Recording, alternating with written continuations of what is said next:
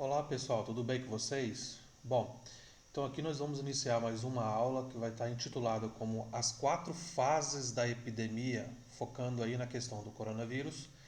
E a gente vai detalhar um pouco essas 4 fases, como é que ela está funcionando e como é que a gente deveria nos preparar para as futuras, ou as tendências que a gente tem observado e questões que envolvem justamente nessa questão da epidemia. Bom, meu nome é Valmirton e a gente vai dar um início então a essa aula com vocês hoje. Vamos lá. Primeira parte que eu tenho que começar com vocês é justamente colocando uma ideia de que a imagem é poder. Tá? Até inclusive os americanos eles colocam muito nessa questão, mas não somente uma questão de imagem pública, mas também a questão de imagem referida a questões de satélites, tá? Ou questões de captura dessas imagens por meio de drones e entre outros pontos. Então, imagem, quando a gente fala de questões de pandemia, até mesmo na questão de revolução, ou até mesmo na outra situação de evolução, é super importante a gente enfatizar nesse ponto também. Por quê? Porque se a gente consegue ter uma interpretação sobre essa questão de imagem, aqui a gente consegue ver uma imagem relacionada ao Brasil. E dentro dessa questão, a gente consegue verificar onde é que estão cada um desses estados, né, localizados nas suas regiões geográficas. E aí nós podemos até mesmo estimar o número de casos ou verificar também se existe subestimativa de casos, que são um ponto muito importante ser analisado na questão do coronavírus. Dentro desse ponto aqui, eu estou colocando um enfoque justamente relacionado ao município onde a gente está residindo e aplicando justamente essas questões de aulas, né? Então, ao enfatizar a questão de Gurupi, nós temos que observar nesse ponto como que a gente poderia fazer uma análise dessa doença ou a logística dessa doença a chegar nesse município, ou o desenvolvimento dessa possível doença do coronavírus, como ela iria se localizar ou se locomover dentro desse município. Mas isso eu quero também deixar bem claro que pode ser aplicado a ideia para os outros municípios ou estados do Brasil, também relacionando com outros países, todas essas informações que eu andei capturando para mostrar aqui para vocês nessa aula. Aqui, por exemplo, a gente está observando que com o passar do tempo está surgindo muitos e muitos casos relacionados a questões de sites. Então nós temos sites de diferentes tipos e que o objetivo é reunir dados. Logicamente, esses dados eles tentam aproximar de uma forma mais fidedigna. Só que é interessante também salientar que dentro de todos esses pontos existem algumas questões de dados subestimados. Então é importante a gente avaliar de uma forma dinâmica como seria a cinética de toda essa evolução da doença provocada por coronavírus. No Tocantins aqui, no dia 17 de abril, às 8h17, aqui foi observado 31 casos. Hoje, ou com o passar do tempo, a gente vai observar também que essa quantidade vai subir de uma forma bem rápida. Não só no Tocantins, mas muitos municípios e estados brasileiros. Aqui você pode observar um site do convidesaude.gov.br, um qual coloca aqui um gráfico, né, de subida de casos confirmados e óbitos com o passar do tempo. Né? Isso aqui, então, nós estamos avaliando uma questão de casos que vão se acumulando ao longo do tempo. Isso é importante salientar que com essa revolução a gente tem observado que esses programas, esses softwares, eles estão servindo também de parâmetro para a gente avaliar dentro dessas questões de micro-regiões o desenvolvimento da questão do coronavírus. Aqui é um exemplo colocando a cidade de São Paulo, 8.662 casos no total. Então aqui você verifica desde o primeiro dia até a subida aqui em torno de 50 dias. Logicamente, se a gente analisa um município ou outro município com a quantidade de população de menos de 100 mil habitantes, a evolução não seria tão alta igual a gente está observando aqui na cidade de São Paulo, justamente porque a densidade populacional da cidade de São Paulo é bem maior do que muitos e muitos municípios que nós temos aqui no Brasil, tá bom? Então essa é uma grande análise que a gente pode fazer de comparação.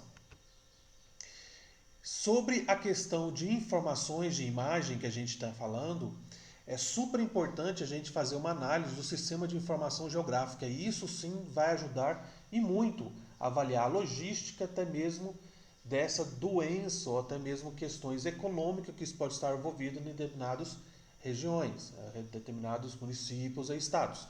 Então é importante a gente salientar aqui que nós temos os consumidores, que seriam as pessoas circulando aqui na cidade. Então é um mapa que a gente poderia colocar como estratificação aqui, justamente para a gente verificar como se está a questão de locomoção dessa sociedade. Então a primeira camada nós colocaremos de consumidores, são as pessoas, e logicamente fazendo um cálculo aí do densidade populacional. Posteriormente nós temos as construções, né, justamente onde é que ficariam essas pessoas, a circulação delas, a rua ou a malha asfáltica que tem justamente nesse estado, município ou Brasil, colocando como a questão do Brasil, e verificando então essa realidade, ou seja, aqui se você pega, você estratificou uma área, uma organização em que tem circulações de pessoas e dentro dessas circulações de pessoas você consegue até avaliar de uma forma como tendência um aumento para determinadas áreas ou regiões de uma cidade. E aí você consegue montar estratégicas justamente para evitar com que ocorram mais casos e aí, dentro de um ponto, entraria na questão de colapso do sistema de saúde, que a gente vai falar para vocês mais para frente sobre essa questão de logística. Então, o sistema de informação ele é super importante nessa avaliação. Por quê? Porque dentro dessa questão de sistema de avaliação, de informação, voltando àquela realidade da frase, que imagem é poder. Dentro desse ponto, eu vou colocar um exemplo aqui para vocês que eu acho super interessante nessa análise. Eu estando presente aqui no município de Anápolis, que fica bem próximo à região de Goiânia, consegui, numa sexta-feira, observar alguns satélites ou pontos luminosos no céu. Eram mais de 40 pontos luminosos percorrendo no céu. E ao mesmo tempo, um grupo de colegas meus estava observando esses mesmos pontos ou outros pontos em direção, também na cidade de Anápolis, mas eles estavam localizados em Goiânia, uma cidade mais ou menos de 70 a em torno de 80 quilômetros daqui de Anápolis. Então, imagina-se só, eu vendo alguns pontos luminosos em Anápolis e outros colegas também vendo pontos luminosos em Goiânia. Regiões diferentes, eram mais de 40 pontos luminosos. Pessoas que não entendem, pessoas que não têm informação, achariam que isso aí seriam outros tipos de, vamos dizer, de pontos que estaria relacionado com questões alienígenas, que não é o caso. Nós temos um processo tecnológico tão forte, de tanta evolução, que esses pontos luminosos, na verdade, eram alguns satélites que foram direcionados ao espaço por uma pessoa que está como responsável, chamada de Elon Musk. Tá? Então aqui nessa reportagem, 10 de abril, 10 de janeiro, eles falam que estariam passando sobre o Brasil. E eu consegui ver justamente esse ponto luminoso no mês de abril. Tá? Não foi no mês de janeiro, mas foi no mês de abril. O que me impressionou bastante nessas questões, nesses pontos, é que esses satélites eles estavam indo em direção à órbita. Né? E dentro desse ponto que a gente observa, justamente para explicar essa reportagem da SpaceX, do Elon Musk, eles falam justamente que a ideia é colocar esses satélites em órbita para que todo o planeta tenha benefício de uma internet rápida. E isso, se você consegue colocar como informações interessantes, olha, colocando até mesmo questão de fazenda, tendo acesso à internet, ou se você pensa até mesmo numa questão de que as pessoas não conseguiriam, ou até mesmo teriam dificuldade de sair de algumas regiões do país, precisando de atendimento médico, mas se você tem essas redes de antenas que dão acesso relacionado à internet, vocês poderiam até mesmo colocar questões de sistemas médicos dentro dessas fazendas, ou dentro de regiões, ou até mesmo aparelhos biotecnológicos que poderiam ser monitorados de uma outra estação de frequência ou até mesmo manipulados por médicos de uma outra área, de uma grande capital, mas também fazendo uma análise com um robô dentro de uma fazenda ou dentro de um sistema de saúde, em que teria toda uma comunicação, logicamente, uma legislação vigente para toda essa informatização. O ponto importante disto é imagem, é poder, nesse sentido em que os americanos, em questões de tecnologia, estão na primeira fase, ou seja, estão na última ponta, né, nessa questão de tecnologia. Então é importante a gente salientar que quando se trata de questões de internet e a população não tendo fácil acesso, isso seria colocado como uma questão global de observação. Lógico que quando você tem uma questão de satélite que vigia todo o planeta, esse representante ou esse grupo teria informações, imagens, até mesmo deslocamentos de algumas cidades, que poderia dar como previsão, de forma estatística, ou até mesmo uma tendência a desenvolver alguma estratégia, nem que seja questões econômicas, políticas e até mesmo outras situações.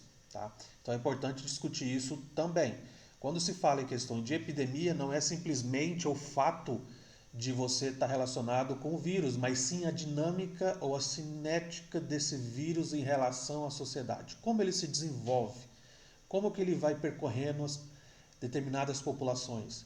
Se você tem esses pontos de informação, isso facilita muito, até mesmo na questão de controle de algumas doenças.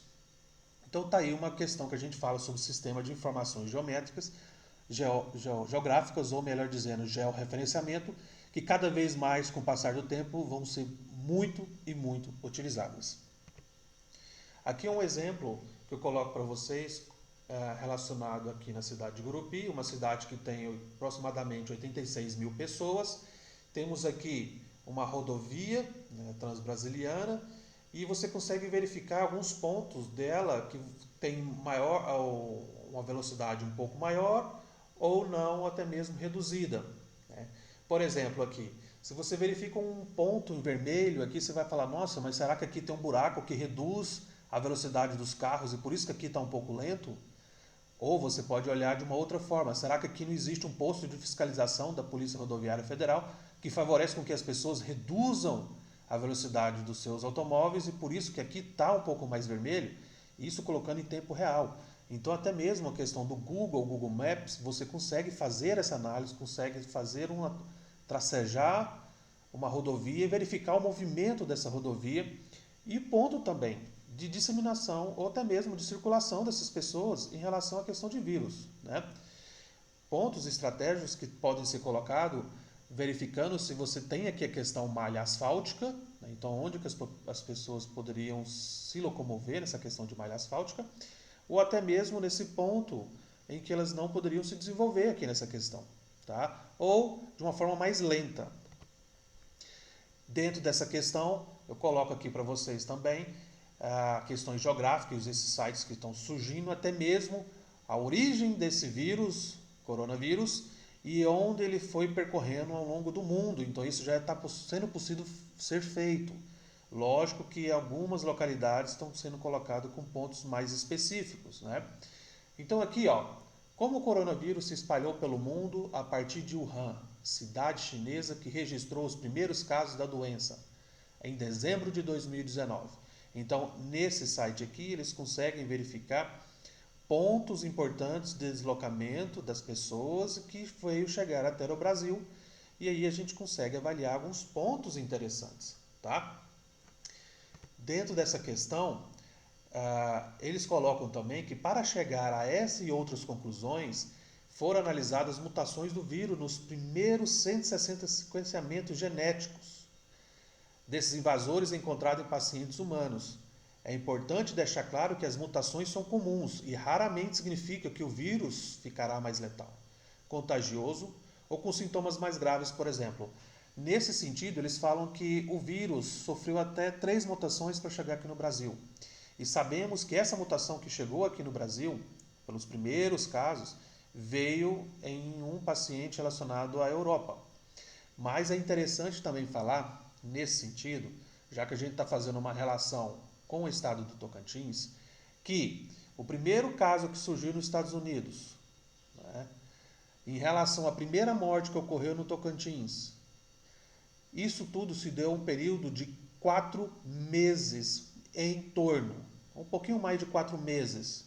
Então, olha só, e isso isso estou relacionando somente o continente da América, ou seja, aqui eu tive um paciente que apareceu com coronavírus e aqui surgiu a primeira morte no Tocantins, o centro do país, centro-oeste do país, colocando como região norte aqui, tá bom? Mas questões regionais ele fica bem no centro do país. Então isso demora um pouco a chegar a algumas informações, algumas pessoas que estão infectadas. Nesse sentido, é importante avaliar que foi de uma forma muito rápida na questão da América que eu coloco. Por mais saber que o primeiro paciente veio da Europa, mas se eu faço uma ideia sobre essa questão, eu ponho aqui justamente do primeiro caso nas Américas, em torno, então, o primeiro caso para a primeira morte na região central. Dentro desse ponto aí, é importante fazer estudos para verificar justamente essas mutações genéticas que raramente significa que o vírus ficará mais letal, mas é importante fazer essa análise desse vírus aí que tem uma fácil e rápida propagação. Então, mas por que a gente coloca isso como importante? No caso dessa pandemia, a estratégia de buscar e traçar as rotas de infecções, conectando os pontos entre os casos conhecidos, favorece com que a gente tente a entender como esse vírus se espalha. E é possível pensar que essas medidas podem ser adotadas para que toda a transmissão da doença de uma região ou do país para outra. Então aí a gente consegue avaliar toda essa questão. Olha, como é que essa doença está sendo passada de uma região para outra?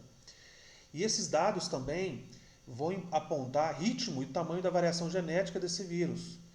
Que, em geral, isso deve ser feito de uma forma lenta e suave, justamente como tem acontecido até agora. E uma vacina eficiente, né, uma forma eficaz, como se fosse uma questão bastante ampla e divulgada. Então, dentro desse ponto aqui, a gente tem que pensar em uma coisa. Muito cuidado quando se apresentam ou metodologias de contingência ou até mesmo de isolamento das pessoas. Por quê? Porque existem realidades diferentes em diferentes lugares do mundo. Muito cuidado com um ponto que eu enfatizo aqui, é a divulgação das informações. E essas divulgações das informações, muito cuidado para que ela não seja executada de uma forma constante ou ao mesmo tempo, todo mundo executando a mesma coisa ou abrindo as fronteiras ou colocando uma situação mais maleável para o movimento das pessoas, tudo ao mesmo tempo. Então, um ponto aqui que eu coloco para vocês e colocaria como se fosse uma questão de um efeito, e assim eu vou colocar para vocês um efeito manada, em que um grupo de pessoas que faz e dá certo, não quer dizer que o outro grupo que faça vai dar certo também. A tendência é alta, mas quando se trata de uma epidemia, temos que tomar bastante cuidado com essa situação. Efeito manada. Se eu aplico uma estratégia desse num país da Europa, eu tenho que verificar se essa mesma estratégia também é favorável para um município no interior de alguma cidade, seja em qualquer lugar do país, em relação ao Brasil. Tá? Então, muito cuidado quando a gente fala sobre essa questão de análise de saúde de uma forma genérica mundial, justamente nessa análise de efeito manada. Aqui apresentamos para vocês, então, as 4 fases da epidemia. Tá? As 3 primeiras, elas visam justamente mitigar, evitar ou retardar a entrada desse vírus. A 4ª fase seria um retorno à normalidade. Muito cuidado com essa normalidade, mas a gente vai explicar isso mais para frente, como seria. Tá? Não é simplesmente o retorno da normalidade, porque a normalidade não existirá mais nesse sentido que era antes. Então, a primeira fase, e justamente tirado de uma figura que é um plano epidêmico de 4 etapas da França. Tá? Primeira fase, impedir que o vírus entre no território. Então isso aqui, quando você faz essa análise, no Brasil não tem como mais impedir, porque o vírus já se encontra no Brasil e em todos os estados brasileiros. 2. Evitar que esse vírus se propague, ou colocando a limitação da disseminação desse vírus, ou melhor dizendo, dificultar com que esse vírus se propague. Nesse sentido aqui, você vai ver uma subida muito alta de casos. E é justamente nesses pontos que os governantes deveriam investir o maior número de verba para atrasar ou até mesmo dificultar o grande problema que nós estaríamos relacionado à questão não só de saúde, mas como econômica. Passando dessa fase aqui, você conseguiria ter, então, o surgimento da fase 3, tá? Que chama-se estágio epidêmico, ou seja, o vírus está circulando ativamente. Tá? E dentro dessa fase aqui você observa que está tendo um número ascendente, pico, decrescente. E é justamente nesse ponto aqui que a gente vai detalhar para vocês mais à frente, é que se o estado ou o município ou o país não está organizado nas questões de saúde pública, eles entrarão em colapso. Quarta fase seria o fio da epidemia e outras estratégias deveriam ser desenvolvidas. Então, fase 1.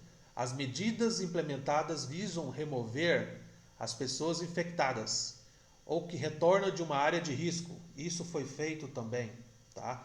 Na questão do Brasil. Porém, esses casos testados são isolados e iniciada uma investigação para rastrear suas atividades recentes e identificar pessoas que podem ter tido contato com o vírus. Então, nós temos grandes problemas relacionados a essa questão no que julgam testar.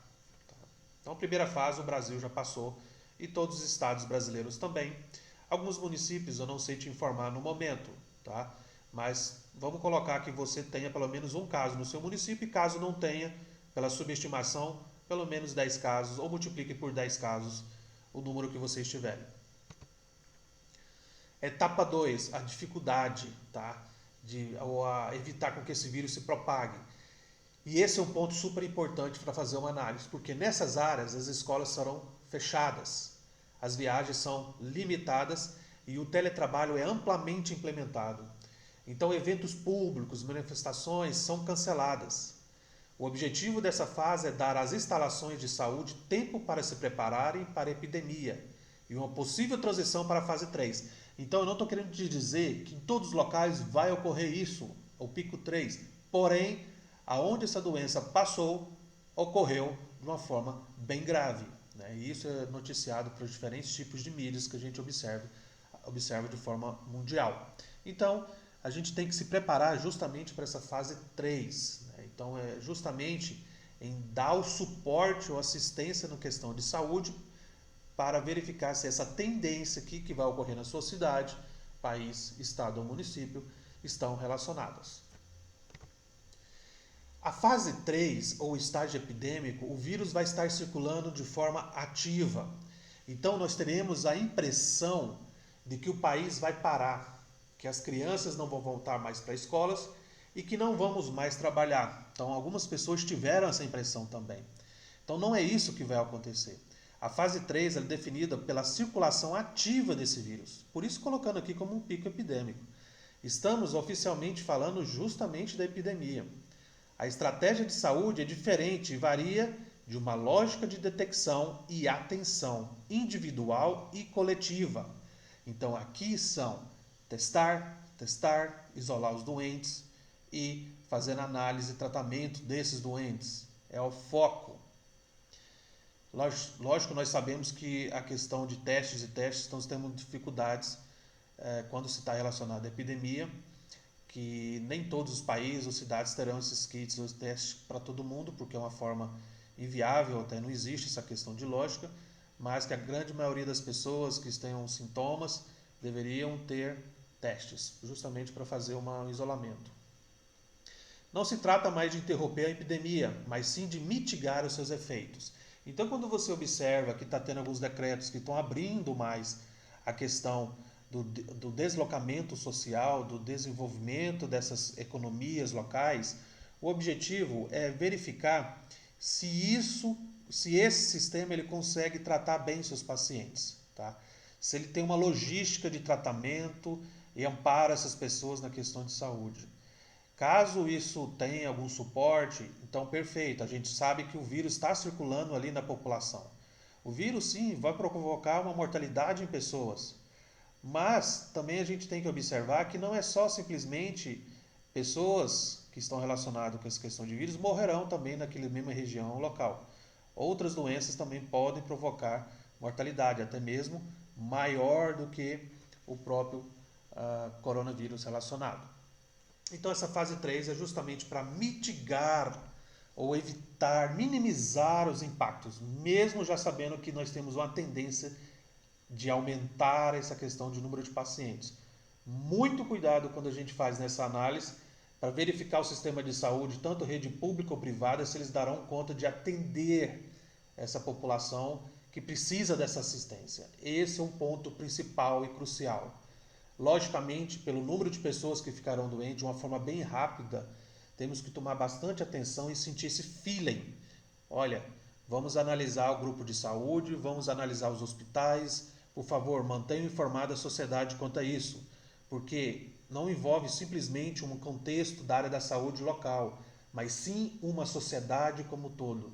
Então nós temos que focar no contexto de divulgar a informação de uma forma simples, rápida para a população, para que esta mesma se tenha motivos para se manter em isolamento e confiança no sistema de saúde.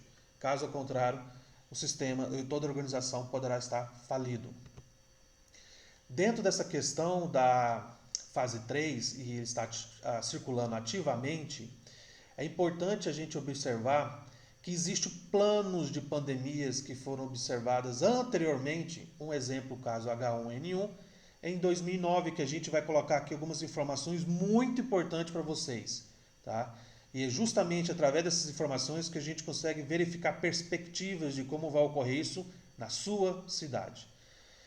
Especificamente, esse plano prevê mobilização de todos os ativos de saúde, ou médicos, estabelecimentos, etc. O atendimento a paciente não grave é realizado em nível ambulatorial. Aqueles que mostram sinais de gravidade estão localizados em unidades de saúde específicas. E dentro desse ponto, outras áreas são afetadas. Algumas linhas de trem, linha de ônibus, linha aérea podem ser reduzidas e devem. Essas autoridades de saúde também incentivam o transporte individual, mas muito cuidado com essa questão quando se fala em transporte individual. Sabemos que as linhas asfálticas do Brasil não são tão boas em relação a outros países de primeiro mundo. Então, colocar todo mundo para circular em linhas de trânsito ou rodovias mal acabadas, ou que tenha bastante buracos, ou que não tenha manutenções periódicas, a gente estaria colocando também a população em risco, não só a questão de coronavírus, mas também acidentes de trânsito. Então é importante que as empresas preconizem a implementação do teletrabalho. As visitas a estabelecimentos de acomodações coletivas ou idosos dependentes podem estar sujeitas também a restrições. Por fim, o plano de ação planeja evitar escassez e monitorar os preços dos dispositivos médicos. É justamente aqui nesse ponto 3 que a gente vai pechinchar também as questões de produtos médicos. Hajam vista que eles aumentam bastante nessa questão, porque nós estamos vivendo num mundo capitalista, onde tem maior oferta, maior procura, maior preço. Então, nesse sentido, é uma estratégia também de serviço de saúde, não gastar todos os seus recursos, mas aguardar um pouco, lógico que se tiver sistema todo organizado, para que possa investir em outros aparelhos, em outros empresas ou estabelecimentos. Agora, um ponto que é super importante a gente falar nessa questão, porque por mais que você tenha colocado dificuldades para amenizar esses problemas aqui, ou evitar que se propague o vírus, algumas dessas restrições podem ser aliviadas ao mesmo tempo, já que o vírus realmente circula por toda parte. Portanto, algumas precauções serão inúteis, então até mesmo eles discutem isso. Quando todo mundo abre as suas portas, mantém esse movimento, então você vai verificar que está aumentando o número de casos. E justamente por abrir ao mesmo tempo, tendo essa associação de uma ideia do efeito rebanho, todo mundo copiando, pode ser que toda essa estratégia que você colocou não funcione ou se torne de uma forma inútil, e isso é chamado de um paradoxo da fase 3. Lógico que a gente não quer que isso ocorra, que tudo que foi feito contribua para minimizar ou dificultar a propagação desse vírus. Porém, é importante analisar que pode ocorrer esse paradoxo da fase 3. Não necessariamente todos os municípios e estados passarão por esse problema, mas deveremos ficar bem orientados nessa questão com os grupos de saúde que nós temos. E um ponto que eu acho super importante falar aí é: quem é que está no campo de batalha? Quem é que está no campo jogando? E é aí que a gente tem que ouvir esses profissionais. Quem está no campo de batalha tem que ser observado, tem que ser ouvido. E, logicamente, quem são as pessoas que estão no aquecimento? Já se preparando quando aquelas pessoas que já estão na linha de frente se adoecem. ou ocorre um problema relacionado justamente a um cansaço físico e mental. Então, dentro desse sistema, nós temos pessoas que já estão no campo de batalha, pessoas que estão aquecendo, e nós também temos pessoas que estão na torcida, e aí verifica também torcidas a favor e contra. Mas nós temos que avaliar até mesmo a questão cultural de uma determinada população. A questão cultural de uma população é que vai dizer a resposta que nós temos todo esse sistema, o mecanismo de proteção à saúde. Então, não simplesmente é um ponto do governo, mas sim também a sociedade que tem que ser informada. A sociedade, ou o desenvolvimento dessa questão da fase da sociedade é que vai nos dizer a resposta no final, e posteriormente a uma pandemia a gente vai avaliar o que foi positivo e negativo. Pontos importantes que a gente tem que falar para vocês é justamente relacionado com uma pandemia que já ocorreu, não com tanta gravidade que a gente está apontando aqui, mas eu acho interessante discutir com vocês aqui. Olha só, a primeira pergunta que eu vou fazer para vocês é onde é que vocês estavam no ano de 2009? Será que vocês conseguem lembrar disso? Onde vocês estavam no ano de 2009? Eu lembro que no ano de 2009 eu trabalhava num banco de sangue, então eu visitava alguns hospitais e coletava amostras de sangue. Quando apareceu o primeiro caso de H1N1, logicamente a gente vestia o capote, colocava todos os equipamentos de proteção, mas não tinha esse alarme todo como a gente está correlacionando agora. Justamente por quê? Porque não tinha essa questão de relacionar ou comparar mortalidade. Logicamente, coronavírus, a mortalidade é bem maior do que a questão do H1N1. Mas esses pontos é importante a gente verificar como ocorreu no ano de 2009. A gente tinha esse vírus pandêmico nas regiões aqui do Brasil. Então, olha aqui, no ano de 2009, olha o pico que teve aqui. Então, praticamente, talvez pessoas nem ouviram falar dessa questão. Então, dentro desse ponto aqui, ó, de 2009, teve uma alta, né? Olha aqui, ó, distribuição de internações hospitalares por influenza ou por pneumonia, né? Segunda semana epidemiológica de internação. Olha aqui no ano de 2009, ó, caso de síndrome respiratória aguda com identificação do agente etiológico, pela RT-PCR, em tempo real. Então, no ano de 2009, olha aqui, 70%, olha aqui, ó, uma influenza pandêmica, tá? E nesse ano de 2009, passando, teve o ano de 2010 que nós entramos ali com a vacina, depois de 2011. Então, olha aqui a quantidade, número de casos, olha, cai bastante, tá vendo? Cai bastante, então conseguimos resolver isso. Um ponto importante também, eles relacionavam a questões de pneumonia, cardiopatia, ou seja, pessoas que eram mais internadas tinham essas características, né? Esses grupos de doenças crônicas também.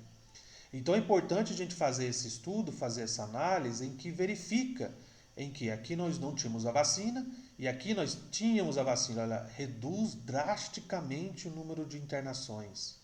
É esse um ponto principal de como a gente observou no passado e um ponto que a gente observou no primeiro ano, passando para os próximos anos. Tá?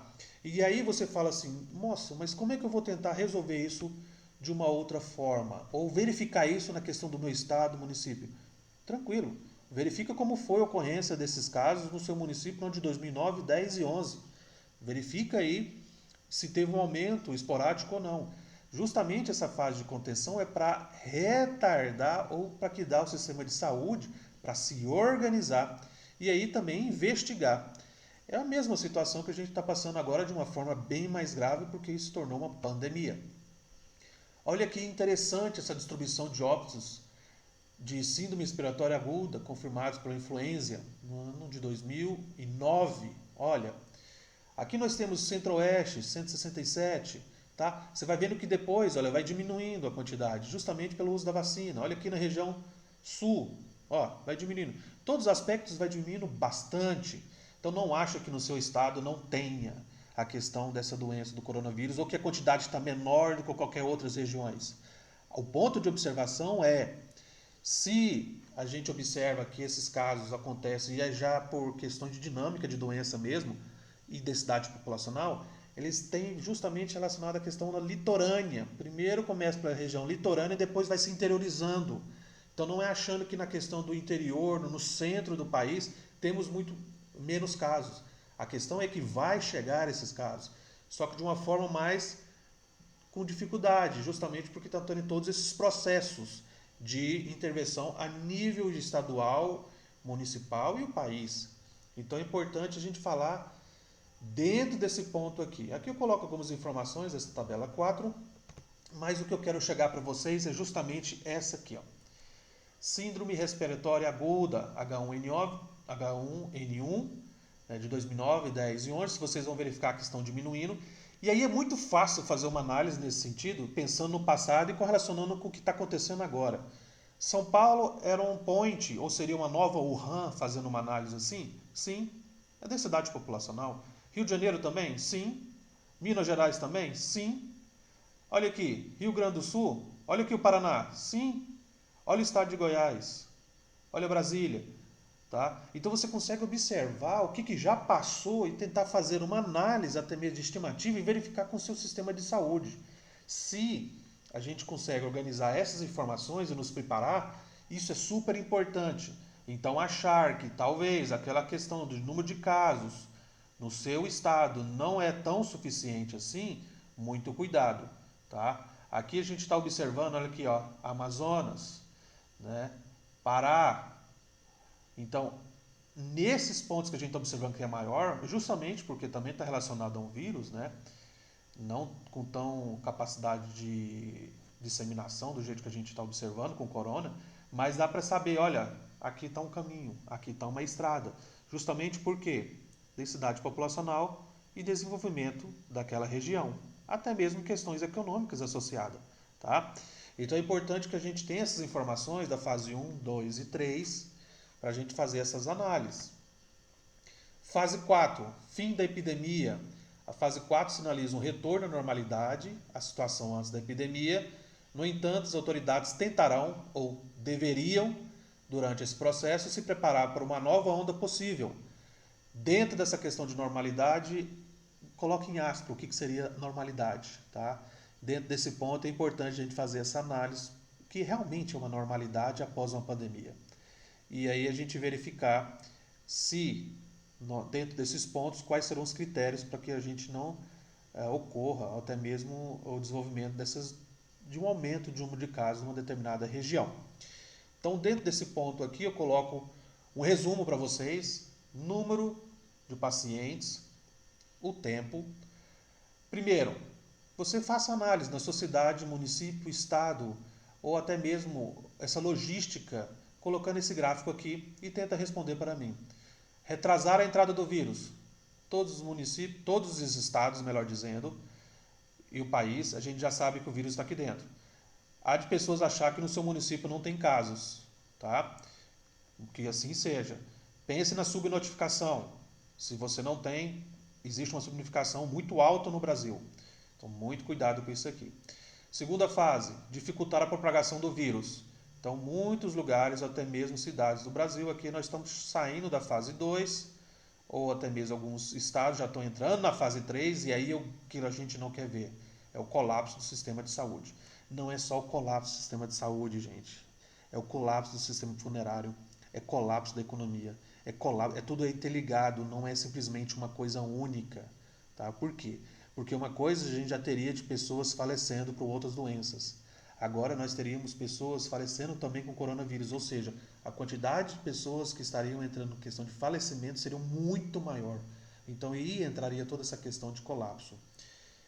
Pessoas da área da saúde estão na linha de frente, eles têm que estar muito bem amparados nesse sentido de proteção, equipamentos, de proteção individual e todo o sistema.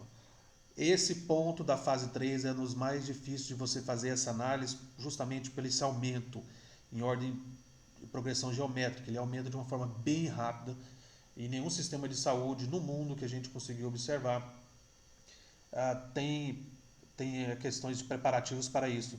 Logicamente, a gente já viu alguns exemplos de sistema de saúde do mundo que consegue diminuir a questão de isolamento, diminuir a questão do tempo dessa epidemia, isolando as pessoas, tratando em um ponto, testando essas pessoas que estão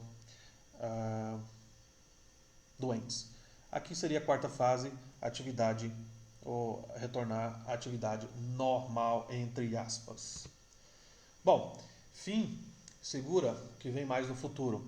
Então aqui a gente termina mais esse ponto da aula. Por favor, se vocês gostaram desse contexto, desse conhecimento, me passa aí como é que está na cidade de vocês, me passa aí como é que está no município e curte o vídeo e, por favor, se for o caso, compartilhe, até mesmo que a ideia que nós temos é que os profissionais de saúde saibam disso aqui, os gestores também saibam disso aqui. Não é simplesmente o gráfico de epidemia, mas sim um plano de, de importância que a gente deveria ter em observação e passar para a sociedade. Olha, é aqui a fase que nós estamos, é aqui que nós vamos chegar. Então toma cuidado. Depois de passar da fase 3, chegando na fase 4, mas por que está abrindo o comércio, está funcionando tudo? Porque nós já passamos daquela fase. Ou não passamos. Então a gente deveria ficar em monitoramento, em alerta, até mesmo na questão de surgimento, posteriormente, a vacina, que seria uma grande resposta, assim como a gente fez a análise dos estudos anteriores. Então, muito obrigado e até a próxima.